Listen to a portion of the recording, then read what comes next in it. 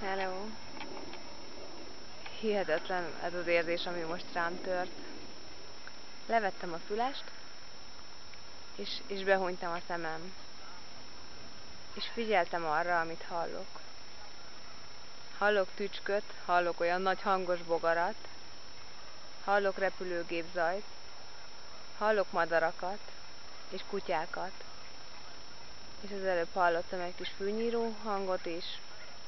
Közben hallom a fülesemből Kalkbrennert, néha mocorog a baba. Hihetetlen mennyi zaj, mennyi hang van körülöttünk.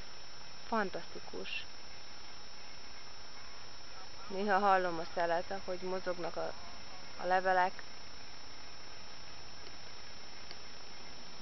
A mi világunk gyönyörű. Nagyon szeretek élni benne.